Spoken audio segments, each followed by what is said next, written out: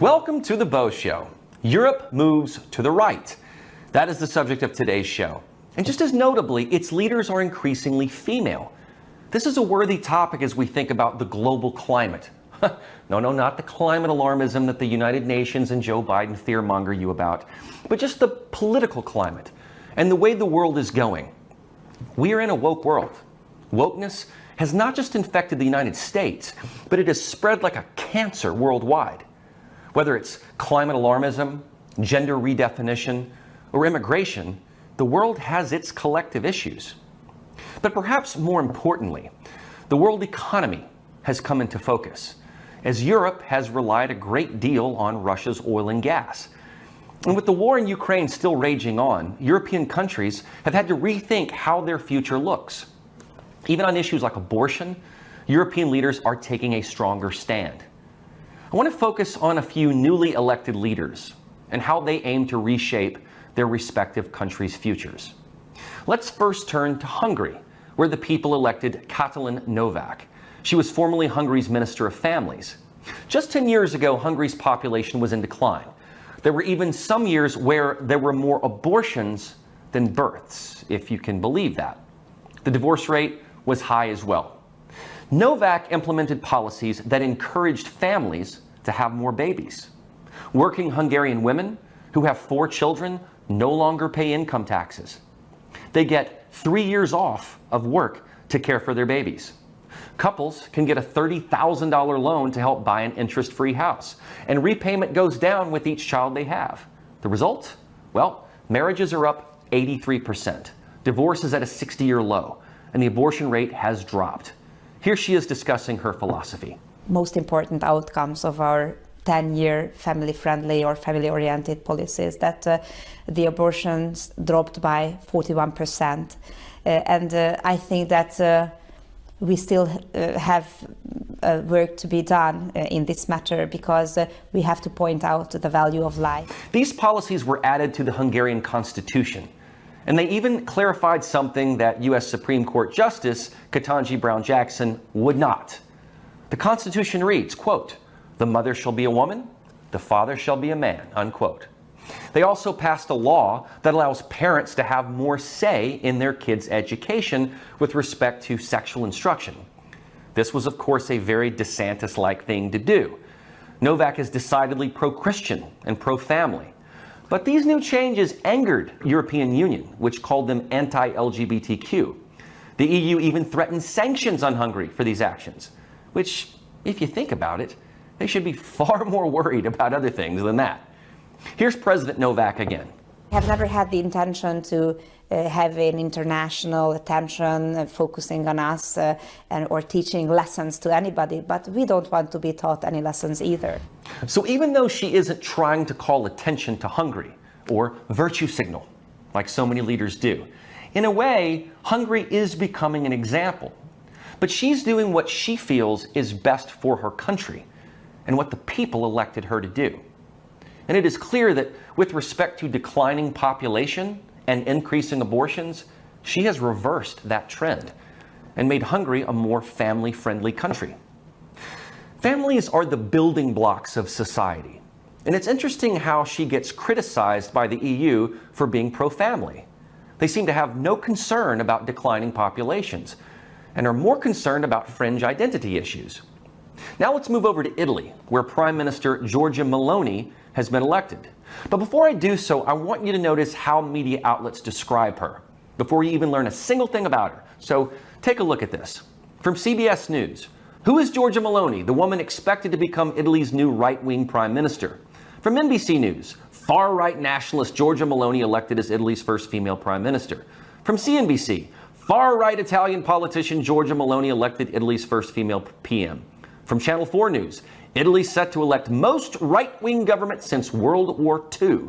And from MSNBC, fascism is on the rise in Europe, not just in the US. When you search for her name on YouTube, these are the headlines that come up. They're not commending her for being Italy's first female prime minister, which usually they would. They want you to think that she's a far-right fascist, a female Mussolini. CNN has said so, so it must be true, right? Vice News parroted that same headline. Meloni, Mussolini, They rhyme. Meloni built herself from the ground up in the Brothers of Italy party. Let's hear her philosophy. Potrei farne tante altre di queste domande. A monte c'è quella che ci facciamo oggi: perché la famiglia è un nemico? Perché la famiglia fa così paura? C'è una risposta unica per tutte queste domande: perché ci definisce, perché è la nostra identità, perché tutto quello che ci definisce in questo tempo è un nemico, per chi vorrebbe che non avessimo più un'identità e che fossimo solamente schiavi, consumatori perfetti. E allora è sotto attacco l'identità nazionale, è sotto attacco l'identità religiosa, è sotto attacco l'identità di genere, è sotto attacco l'identità familiare. Non devo potermi definire italiana, cristiana, donna, madre, no. Io devo essere cittadino X, genere X, genitore 1, genitore 2, devo essere un numero. Perché quando sarò solamente un numero, quando non avrò più un'identità, quando non avrò più radici, beh, allora sarò lo schiavo perfetto in balia della grande speculazione finanziaria, il consumatore perfetto. E questa è la ragione per la quale oggi noi facciamo tanta paura. Questa è la ragione per la quale oggi questo appuntamento fa tanta paura. Perché noi non vogliamo essere dei numeri, noi siamo qui per dire che noi non siamo dei numeri, noi difenderemo il valore della persona umana, di ogni singola persona umana, perché ognuno di noi ha un codice genetico unico e irripetibile. E questo, piaccia o no, ha del sacro. Lo difenderemo Dio, la patria e la famiglia, che fanno tanto schifo a qualcuno. Lo faremo per difendere la nostra libertà, perché noi non saremo mai schiavi e semplici consumatori in balia della speculazione finanziaria. Ecco la nostra missione, ecco perché oggi sono venuta qui. Scriveva Chesterton ormai più di un secolo fa, vediamo se ve lo trovo: fuochi verranno attizzati per dimostrare che 2 più 2 fa 4. Spade verranno sguainate per dimostrare che le foglie sono verdi in estate. Quel tempo è arrivato, signori. Siamo pronti. Grazie.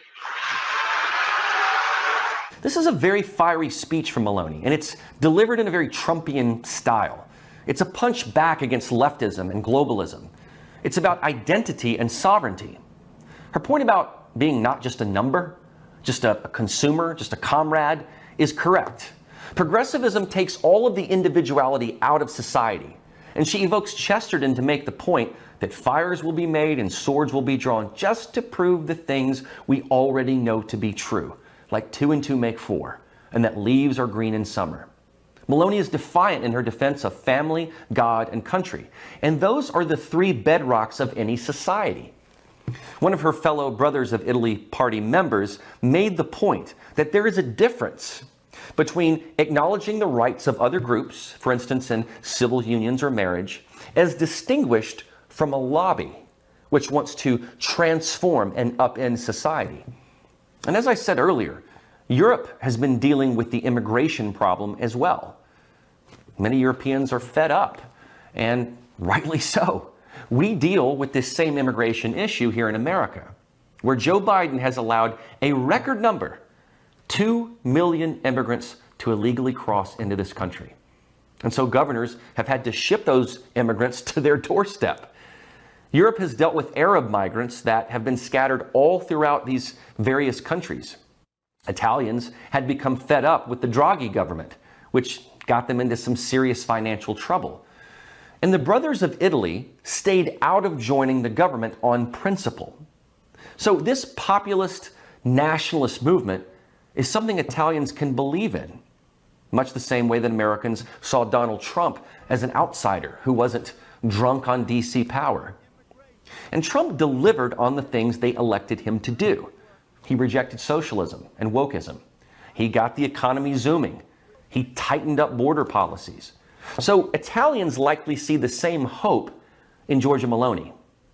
But if we turn to the UK, Britons probably saw that same hope in Boris Johnson as he navigated Brexit. But Boris got drunk on his own power, holding parties during COVID. He proved to be an impotent leader of the Conservative Party and the UK as Prime Minister. He joined the climate paranoia bandwagon. So in the end, he stepped down because he had lost Brits' confidence. And now the Conservatives have elected a new Conservative leader, Liz Truss. The British pound had been declining, and Truss is a financial mind. So rather than me explaining it, I'll let the bright guys, economist Stephen Moore and Larry Kudlow, explain it. Well put, Larry. Look, Liz Truss is turning into a hero. I had some doubts about her when she was first nominated, but she has been a superstar. I mean, it's hard to find anything not to like about what she has done so far. You mentioned the tax cuts. You mentioned the. By the way, she wants to take that top tax rate, Larry, from 45 down to 40%. Very much like what you guys did in the Trump administration in lowering our taxes, and that caused the economic boom and more tax revenues. This is a very sound policy. Britain's going to go from one of the highest tax rates now down towards the middle. That's going to attract capital. She's cutting 1% off of income taxes for all workers. Fantastic. Let's reward work. It's very related to your previous discussion with Kevin McCarthy. We've got to reward work and reward people for getting back in the labor force. She's pro-fracking. Did you know that, Larry? Yes. She's in favor of fracking. Yes. They have an energy crisis going on. Britain has a lot of energy. They have a lot of oil and gas that they should be using, and she's in favor of that. She's in favor of a hiring freeze by government. Great idea. So this is you know what I call this, Larry? This is Bidenomics in reverse. It's fantastic. And look, the people in her camp are looking at what's happening in the United States, the disaster that's happened under Joe Biden. We're down 25% in real terms or something like that with respect to the stock market. So I don't have a good explanation for why the market has fallen there in Britain. But I'll tell you this, if she can get this all done, she is going to be the next Margaret Thatcher. Well, I'm just saying, the latest drop in the British pound's been falling a long time because Boris Johnson was running Joe Biden progressive, big spending policies. That's exactly right. And Boris, nice person, know him well and so forth down through the years, but, he was running an anti-fossil fuel policy. So this is critical. Kudlow and Moore talk about how Boris was running a Biden-like economy, much to British demise.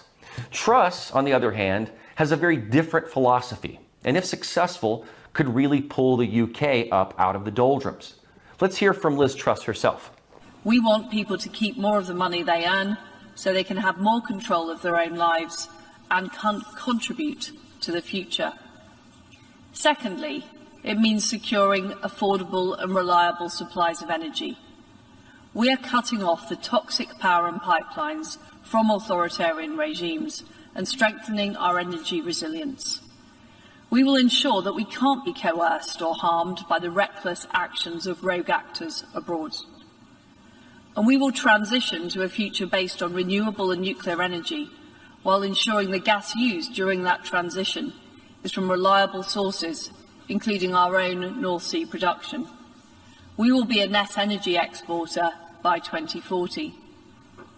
Thirdly, we're safeguarding the security of our economy, the supply chains, the critical minerals, the food, the technology that drive growth and protect the lives and health of people. We won't be strategically dependent on those who seek to weaponize the global economy. Do you hear these tenets? Citizens keeping more of their own hard-earned money, energy independence and net energy exporter, reliable sources. See, these are the policies that make nations great. They rely on sovereignty and independence. And we saw that many European nations found themselves in a quagmire when relying upon Russian energy. Vladimir Putin used this to his advantage. And here's the problem with that. If a big economy like Germany goes into recession and has an energy crisis, you will see the deindustrialization of Germany, just as we head into these cold winter months. With less energy availability, you'll see a drop-off of production from cars to other materials. This could spell disaster for Germany and other dependent nations. But now let's shift to another female leader, and the youngest of Europe, Finland's Prime Minister Sanna Marin, who became Prime Minister at the age of 34. She's a member of the Socialist Democrats and has championed many liberal progressive causes. Her millennial disposition and breastfeeding selfies seem to have attracted a younger voting demographic. However, her partying ways have perhaps attracted the wrong kind of attention.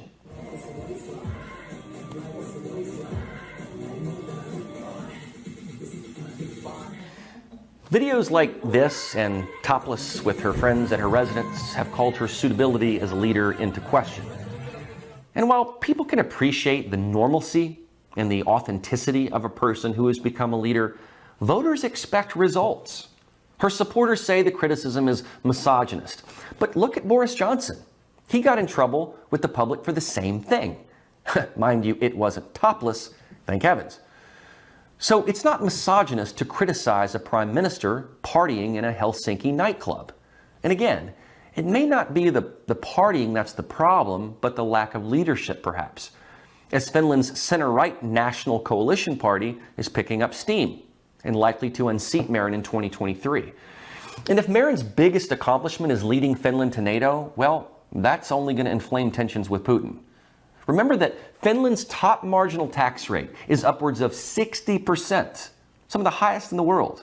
But what's more, Finland doesn't just tax the rich more, they tax everyone as if they were rich. So this is an opposite approach of Liz Truss, who wants people to keep more of their own money. Someone who is more concerned with her own country's welfare than a collectivist kumbaya EU approach. Poland and Hungary shut their borders off from migrants from Syria, Afghanistan, Iraq, and other countries. Sweden, especially under the leadership by their Social Democrat Party, had long accepted all kinds of migrants. They welcomed it. But in 2015, that changed, as the influx of largely Muslim migrants put their social welfare system into overdrive. It overwhelmed it. Malmo became a hotbed of rape and Sharia law implementation. For this reason, the Swedish Democrat Party, a right-of-center party with strong immigration policy, rose to prominence. So even Sweden decided it could no longer handle mass immigration. And if you'll notice, all the leaders that I've spoken about have had to face this immigration issue in one way or another, but have demanded a more responsible border policy to curb the influx of immigrants that overwhelm their economic and welfare systems. These leaders recognize that a nation must have its own borders, language, and culture. What their detractors do is try to paint them as neo-Nazis or fascists, the way I showed you the YouTube results turn up on Giorgia Meloni. It's exactly what the media did to Donald Trump. And they feel that if they repeat the lie enough, it'll stick. But in spite of this, the citizens of these respective countries, Hungary, Italy, the UK, and even Poland, have wised up and have seen the writing on the wall. They've seen the inflation, the energy crisis, the immigration consequences, and the dire straits. And they've decided to elect leaders that are more world-wise rather than utopian dreamers. Boris Johnson made the huge error of embracing the COP26 climate agenda. He must have wanted to be liked or something. But in the end, he couldn't even practice what he preached. He was a sore disappointment for the Brits. Liz Truss is a female who has stepped into this mess with a much more pragmatic approach. And as Larry Kudlow pointed out, when the UK previously raised taxes, they did not see a net increase in revenue. However, under Kudlow's leadership in the Trump years, tax cuts created revenue. So, in general, what you see is a knee-jerk reaction by media to paint these new leaders in a certain way. None of them can seem to celebrate the novelty of female leadership, such as Italy's first female prime minister. However, when New Zealand got a new female prime minister, Jacinda Ardern, the media lapped it up and heaped praise on her for her pandemic response and lockdowns that sent the New Zealand economy into severe double-digit recession. Some journalists even got criticized for their line of questioning during Ardern's COVID press conferences, which, that's odd, considering that it is the press's job to ask tough questions relevant to the public. But if you compare the media's handling of Ardern versus Truss, Meloni, or Novak, you'll see a night and day difference.